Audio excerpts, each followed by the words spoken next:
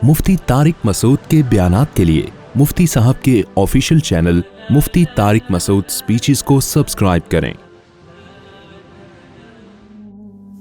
वइन्न लकुम fill अनामिल इब्रा, Quran कह रहा है तुम्हारे लिए चौपायों में भी इबरत का सामान है। मैंने बताया सूरह नहल में अल्लाह ने अपनी नेमतों को बहुत बयान किया है।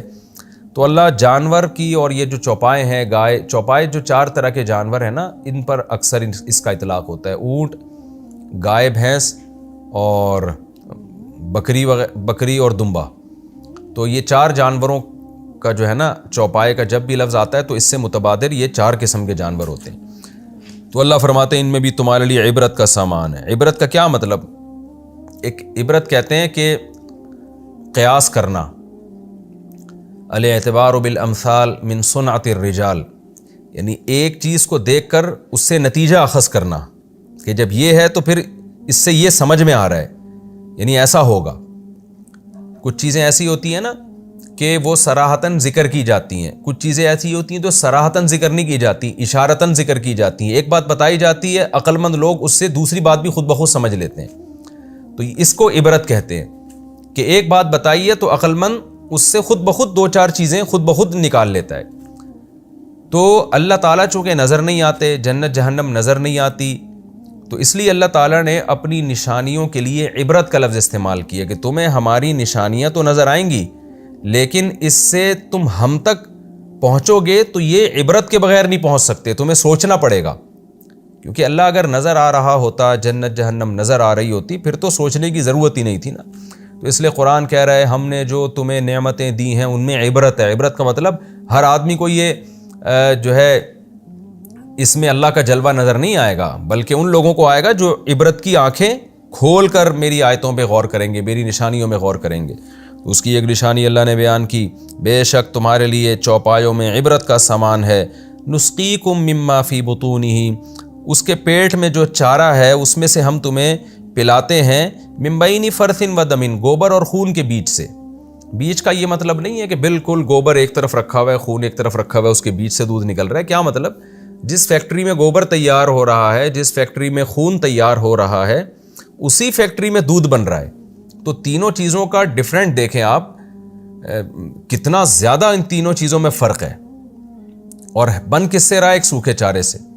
उस चारे को आप अगर रगड़ के देखें तो तेल और चिकनाई का एक कतरा उस चारे के अंदर मौजूद नहीं है। लेकिन कितनी बड़ी इबरत की बात है कि उस सूखे चारे को, जिसमें चिकनाई का लेवल 0 है, हमारा रब इन जानवरों को खिलाता है। और ऐसे सॉफ्टवेयर इनमें इंस्टॉल कर दिए उसने कि थोड़ी देर के बाद उसी सूखे चारे से गोबर बन रहा है। और वो गोबर भी ऐसा ही नहीं बन रहा, वो गोबर दोबारा ज़मीन की ताकत और तवानाई को बहाल करेगा ताकि उससे घास फूस उगे और ये जानवर उसी घास को खाए दोबारा। और उसी से खून बन रहा है ताकि इस जानवर को जो पावर मिले, ईंधन मिले, वो उस ब्लड के ज़रिए मिले ताकि मशीनरी चलती रहे। और जिस सूखे चारे से ब्लड बन रहा है, जिस सूखे चारे से गोबर बन रहा है, उसी से ऐसा दूध तैयार हो रहा है खालिसन, कि जो गोबर और खून की रंगत से भी बचा हुआ और उनकी बदबू से भी बचा हुआ। यानी खालिस का मतलब कि खालिस मिन लौनिल फर्सी व दम, कि जो खून और गोबर के रंग से भी खालिस है और उनकी बू से भी बचा हुआ है। उसमें स्मेल भी नहीं है, गोबर की और खून की स्मेल भी नहीं है, इन दोनों चीज़ों से बचा हुआ। और रंगत बिल्कुल उसकी इन दोनों चीज़ों से बिल्कुल अलग रंगत है। तो अल्लाह फरमाते हैं साइगल लिशारिबीन, ये इसकी ज़ाहिरी शक्ल है। और लज़ीज़ कितना होता है, साइगल लिशारिबीन, पीने वालों के हलक में फिसलता चला जाता है। उसी घास को आप थोड़ी देर पहले खुद खा के देखते, एक निवाला आप निगल नहीं सकते उसका, जो बद जायका चीज़ जानवर को खिलाई जा रही है, लेकिन खुश जायका चीज़ हमारे लिए पैदा की जा रही है। तो अल्लाह फरमाते हैं इन जानवरों में भी तुम्हारे लिए इबरत का सामान है। जो मुल्हिद किस्म के साइंसदान हैं, डार्विन जैसे, वो तो ये 2 लफ्ज़ कह के निकल जाते हैं कि जी ये करोड़ों साल में इत्तेफाक से ऐसी मशीन वजूद में आ गई। लेकिन इससे बड़ी कोई नाशुक्री नहीं है कि जिस खुदा ने इन मशीनों को हमारे लिए मुसख्खर किया, हम उस बनाने वाले का इनकार कर दें और उसकी नेमतों का इनकार कर दें। और अपनी जैसी बनी हुई मखलूक, जो एक साइंसदान है, जो इंसान है, जो गलती भी कर सकता है, उसको खुदा पे फौकियत दे के हम खुदा का इनकार करना शुरू कर दें। जिस साइंटिस्ट के हाथ में ना हमें नफ़ा पहुंचाने की ताकत, ना हमें नुकसान पहुंचाने की ताकत, जिनके नज़रियात रोज़ चेंज हो रहे होते हैं, ان کو آپ خدا کی باتوں پہ ترجیح دینا شروع کر دو اور اتنی بڑی بڑی نشانیاں جو اللہ نے عبرت کے لیے پیدا کی ہیں ان کو اگنور کرنا شروع کر دیں، تو پھر اللہ کا دعویٰ صحیح ہے کہ جو لوگ میرا انکار کریں گے یا میرے ساتھ شرک کریں گے یا میرے علاوہ کسی اور مذہب کو، میرے بتائے ہوئے دین کے علاوہ کسی اور مذہب کو فالو کریں گے، وَهُوَ فِي الْآخِرَةِ مِنَ الْخَاسِرِينَ، تو آخرت میں وہ لوگ خسارے میں ہوں گے۔ اب آپ دیکھیں نا جانور میں عبرت کی ایک کتنی زبردست بات ہے کہ گائے بھینس ان میں اتنا تھنوں میں دودھ پیدا ہوتا ہے کہ ان کے بچوں کے لیے اس کا چوتھائی حصہ بھی کافی ہوتا ہے، یعنی چوتھائی سے بھی کم پیتے ہیں۔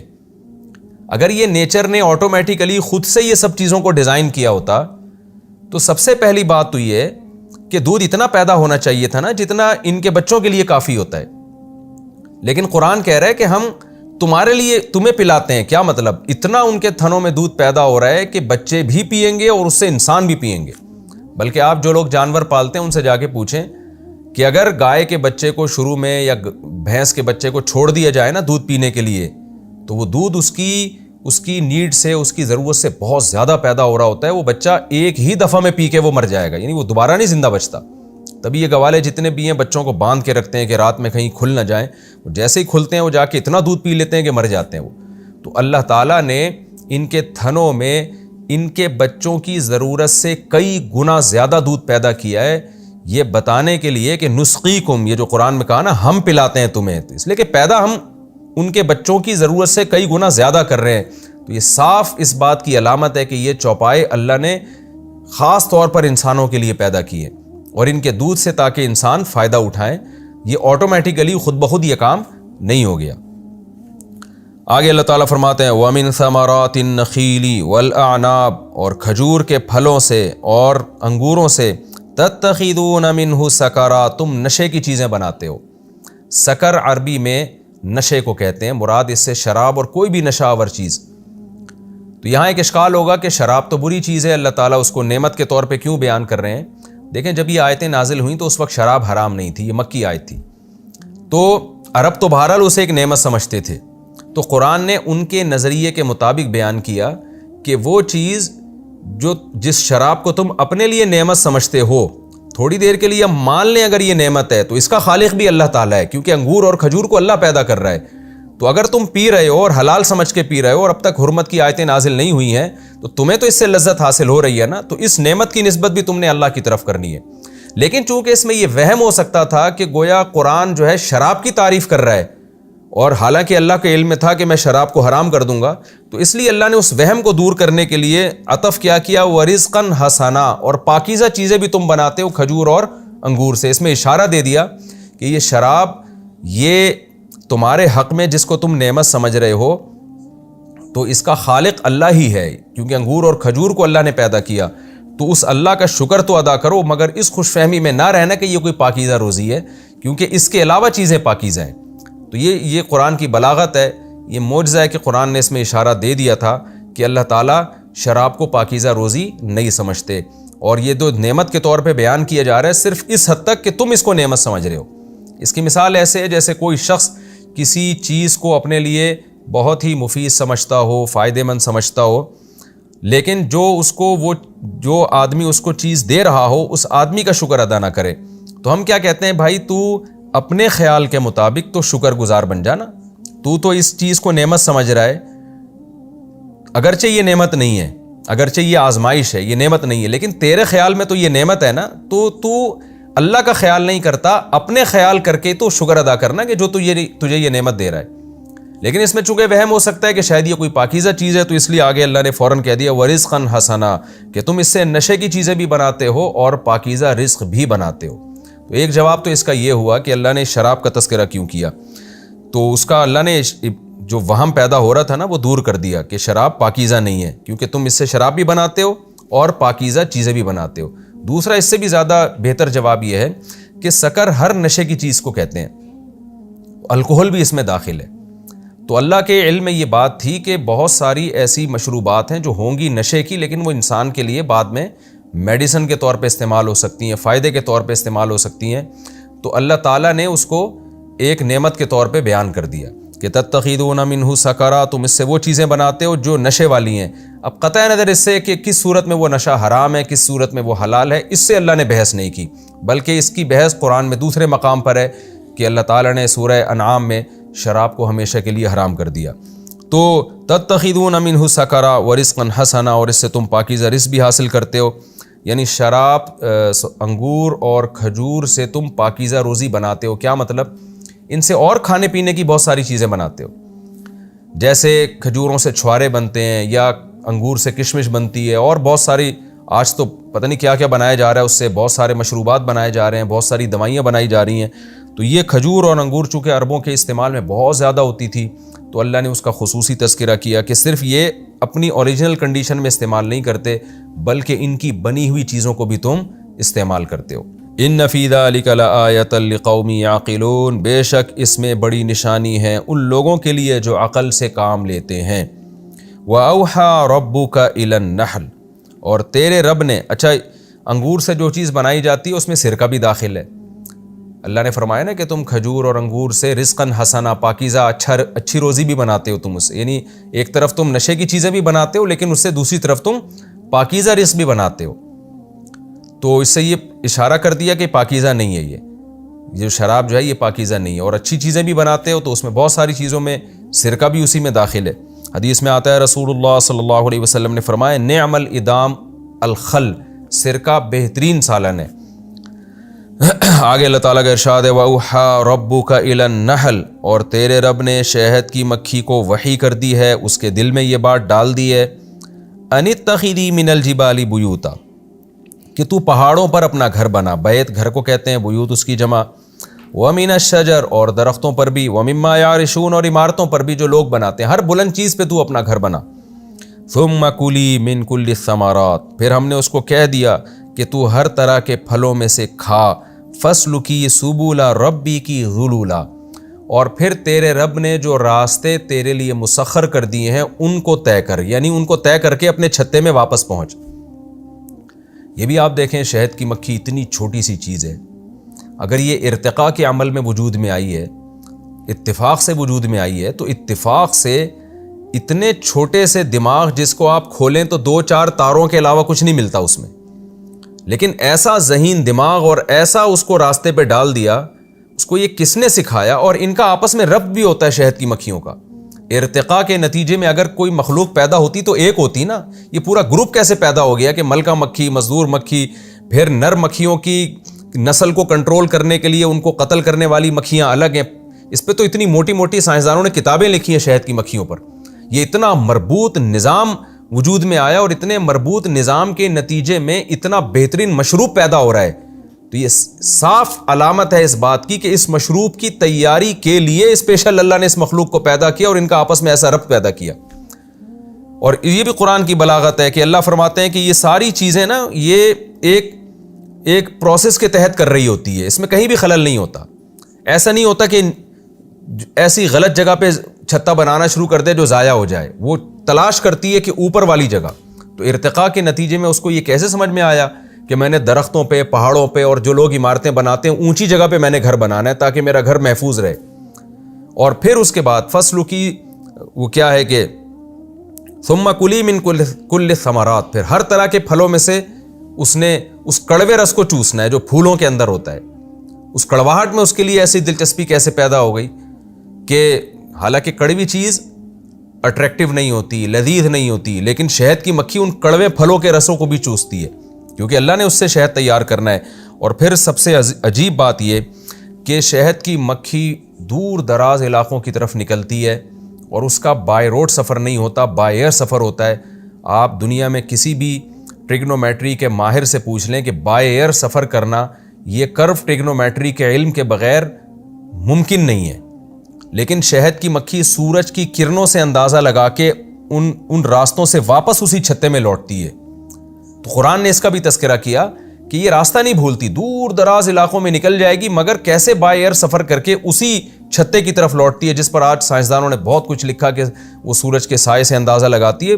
لیکن ایک مکھی کے دماغ میں اتنی عقل ڈال دینا کہ وہ سورج کی کرنوں سے، سائے سے، کہ جب میں اڑی تھی تو سورج کا سایہ کہاں تھا، جب میں وہاں پہنچی ہوں کتنے ٹائم کے بعد پہنچی ہوں، اس وقت سورج کہاں جا چکا ہے، اس سے اپنی سمت کا تعین کرنا، یہ اللہ کی قسم یہ بہت ہی عجیب و غریب علم ہے، اور یہ علم ارتقاء کے نتیجے میں وجود میں نہیں آ سکتا۔ تو اللہ کہتے ہیں تیرے رب نے اس میں یہ سافٹ ویئر انسٹال کیے ہیں اس کی کھوپڑی کے اندر، اور تیرے رب نے اس کو یہ چیزیں سکھائی ہیں۔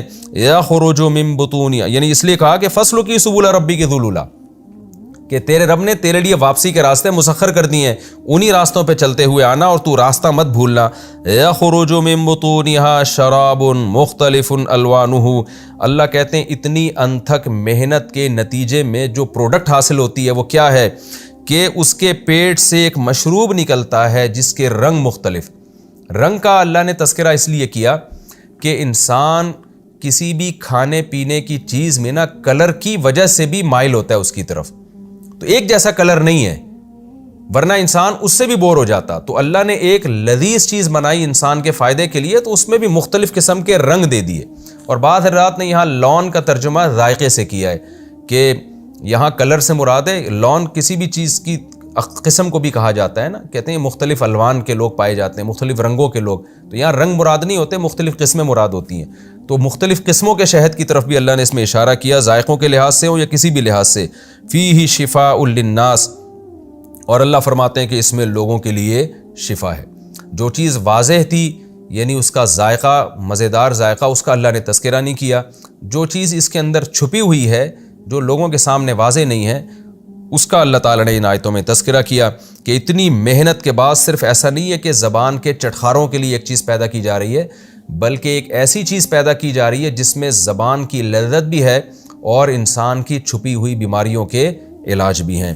ان فی ذلک لآیۃ، بے شک اس بات میں بڑی نشانی ہے، لقوم، ان لوگوں کے لیے، یتفکرون، جو غور و فکر سے کام لیتے ہیں۔ واللہ خلقکم ثم یتوفاکم، یہ تو اللہ نے انسان سے ہٹ کے جو مخلوقات ہیں ان کا تذکرہ کیا۔ اب اللہ تعالیٰ انسان کا تذکرہ کر رہے ہیں کہ اللہ کو تم پر اتنا تصرف ہے، یعنی نعمتوں کے تو اس نے انبار لگا دیے، تو انسان کی عادت ہے نعمتوں میں پڑھ کر نعمت دینے والے کو بھول جاتا ہے۔ تو اب اللہ تعالیٰ انسان کو ڈرا بھی رہے ہیں کہ تمہارے اوپر بھی ہمیں اتنا کنٹرول ہے کہ پیدا بھی ہم تمہیں کرتے ہیں، موت بھی ہم تمہیں دیتے ہیں، اور بعض دفعہ ایسے بڑھاپے کی طرف لے جاتے ہیں کہ سب کچھ جاننے کے باوجود بھی تم جاہل ہو جاتے ہو، یعنی تمہیں اپنی ذات پر بھی کنٹرول نہیں ہے، تمہارے اوپر بھی تصرف اس خالق کا ہے جس نے تمہیں پیدا کیا۔ تو جب اتنے مجبور اور اتنے محتاج ہو تو ایسے مجبور اور محتاج کا عابد بن کے رہنا، عبدیت اس پہ اچھی لگتی ہے، اس پہ تکبر اس کے لیے مناسب نہیں ہے، تکبر اس پہ سوٹ نہیں کرتا۔ اس لیے آگے فرمایا واللہ خلقکم، اللہ وہ ذات ہے جس نے تمہیں پیدا کیا، ثم یتوفاکم، پھر وہی تمہیں موت دیتا ہے، اپنی مرضی سے نہیں تم مرتے، اللہ جب چاہتا ہے موت دیتا ہے۔ وَمِنْكُمْ مَنْ يُرَدُّ إِلَىٰ أَرْذَلِ الْعُمُرِ، اور تم میں بہت سے ایسے ہیں جو انتہائی خستہ عمر کی طرف پہنچا دیے جاتے ہیں۔ انسان جانتا ہے نا، علم حاصل کرتا ہے، دماغ استعمال کرتا ہے، تو وہ یہ سمجھتا ہے میں نالج حاصل کرتے کرتے ایسے مقام تک پہنچوں گا کہ اب یہ نالج مجھ سے کبھی ختم نہیں ہوگی، لیکن اللہ تعالیٰ اسے بوڑھا کرنا شروع کرتے کرتے اعضاء جسم کے بوڑھے ہوتے ہوتے دماغ بھی اس کا بالکل خراب ہو جاتا ہے۔ اچھے اچھے ذہین لوگ بڑھاپے میں کیسے سٹھیا جاتے ہیں۔ تو یعنی بتانے کا مقصد یہ کہ تمہارے اوپر مکمل تصرف اس بنانے والے کا ہے، خالق کائنات کا ہے۔ لِكَيْ لَا يَعْلَمَ بَعْدَ عِلْمٍ شَيْئًا، تاکہ علم کے بعد بھی کچھ نہ جانے وہ۔ اچھے اچھے پڑھے لکھے لوگ آخری عمر میں دماغ ان کا کھسک جاتا ہے۔ ان اللہ علیم قدیر، بے شک اللہ تعالیٰ خوب جاننے والا ہے، اسے پتہ ہے کہ کس کے ساتھ میں نے کیا معاملہ کرنا ہے۔